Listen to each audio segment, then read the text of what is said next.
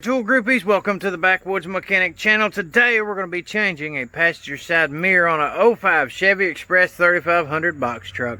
Now, if you can see right here on the tag, we're getting our parts from partsgeek.com. Right there's all the information you might need for this particular model. We're going to open her up, and right here we go. We got our big beautiful mirror in. And here's the old one. This is the best job like I have ever seen on a mirror. It's just so beautiful. Look at this. Look at this wonderful, wonderful rig job. We got a regular mirror here and a piece of metal for whatever reason. I guess it looks like you had one of those sticky mirrors you could put on there for, you know, blind spot mirrors. And then got a bolt through here, through the back of it here. This is the original mirror harness. It sits on this arm right here. I guess they didn't want to fix the top half of it, so they just, you know, grabbed a little $10, $15 mirror from the parts store and put on here. But yeah, when you're driving a box truck, you need to have mirrors to be able to see where you're backing up at. So that's what we're going to be changing here today. Now, the way this is made, we could, you know, take this whole top piece off right here. We could take it off right here, or we could just take it apart from the inside. It really depends on what part that you've got, and we bought the whole thing to put on here. I think it's around $250, something like that all together. But I tell you what, partsgeek.com was the cheapest place I found the item. Any other place was going to charge me more than that, so that's why I ordered it from there. And we're going to go ahead and open up this door, give her a look, and get her off here. Come in from the inside. You're going to want to pull this panel off right here, which shouldn't be entirely too hard to do. You just feel around for it. You can pull them little clips, and it should pop right off. As you can see right there, there's a little clip. You just depress it and it'll pop right out of here. Do it like so. Pull it. Get it. And right there's what the back side of that looks like. Just that little clip right there. It's really not that bad. And then you're gonna have your fasteners here and your fasteners in here. Take them out. Looks like a 7/16, so that's what we're going to go for here. And if you want to see the tool review on this Craftsman project here, just check out the description box below. Should have known it was a good old 10 millimeter right there. That's what we're gonna put on her, get her off. Ooh, that low profile head does fit right inside there, nice and easy like. I like that. Yes. Well, it broke them loose, but now I needed a deep weld because these things are in there pretty good ways. Now we on number 2, and then number 3. It's right here.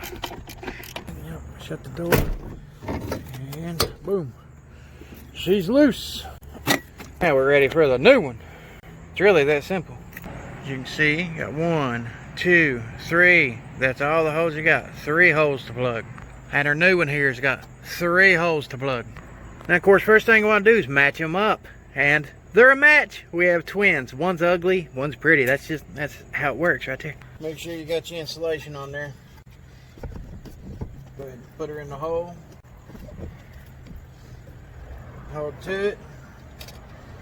And get your top fastener started. Now, as you can see, we got the top fastener started. So we're going to get our other ones reamed in here, and we are done. Don't over tighten them. Because if you over tighten them, you're going to break them out of the plastic housing, and that's never a good thing. Now that we got all those tightened up, you're going to add your clip, stick it right back in the hole. Stick it right there. Put it in nice and slow. Make sure she lines up. And then boom. All right, now is when we can undress her. Oh, yes. Boy, oh, look at that big, beautiful sight. The mirror looks good too. I'm just saying. You want to see how to do-it-yourself videos, tools in action, tool reviews, shop talk, tool talk, much more? Pop the clutch on that subscribe button, go over to Instagram and hit follow, and check out the new Facebook page. Now, hopefully, for the sake of this particular company, that the idiots driving this truck won't be like the last idiot driving this truck and took out the mirror, you know? And the guy who was driving it, I'm kidding you not, the same guy they had driving their trucks. I've replaced about 3 mirrors on other vehicles. You know, thankfully, they got rid of him. And now they got another new driver. So maybe this mirror will last. We'll see. If not, I guess I'll be getting paid to fix it again. Now hold up. Just before we get ready to finish here, I want to show you something. Now that partsgeek.com I'm not very happy with. My customers expecting a brand new mirror. And I couldn't even adjust this thing. Went to adjust it for them and the damn thing fell out. That ain't gonna work. Now this should be a simple fix. But this should not happen, especially brand new out of the box. Luckily, if you catch these things before this happens, always make sure of something. Always make sure before you install these mirrors, drive down the road, because now had I not checked this mirror and they went driving down the road first thing in the morning, they would have hit a bump, the mirror would have fell out, it would have busted, shattered on the ground, and that would be $200+ down the drain, because these mirrors are not assembled very well. That is a very poor design. Needless to say, I do not like that. However, I did just pop it back in place. You got to get them lined up. It's got 4 little plastic clips around the corners of it. You hold it onto that circular housing, and then you push it flat until you hear it line up, pop into place. Take yourself a flashlight, look in behind it, move it around, bump it around. But always remember, from time to time, push in on these mirrors and make sure that they're not going to go nowhere. Now, if you want some extra security, before you put them things in place, put you some high temperature epoxy, something that's nice and strong, holds a lot of PSI. Stick it on there and it won't go nowhere. You'll still be able to turn it back and forth and around, because it's essentially on that little circle that you seen just a second ago with a spring behind it that lets it rotate in, out, and around. You can do that and it shouldn't fall off of there either. But I just wanted to bring this to everybody's attention because it literally fell apart in my hands before putting it on there, and that shouldn't be that way when you receive a brand new part. But now I can at least warn the drivers whenever they get in the morning. I'm going to leave them a little note right here on their vehicle. I'll come back in and talk to their employer and see how that goes.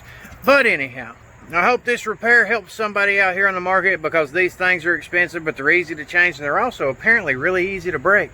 But one thing's for sure, this big beautiful mirror right here looks a hell of a lot better than this contraption right here.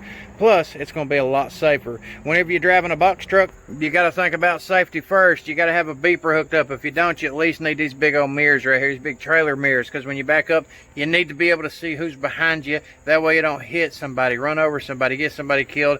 Always think about it. Safety first. Anyhow, I want to thank everybody for tuning in. Hopefully this helped somebody. If it did, comment in the description box below. Let me know what you think about these mirrors. And as always, go grab yourself some tools and make repairs great again.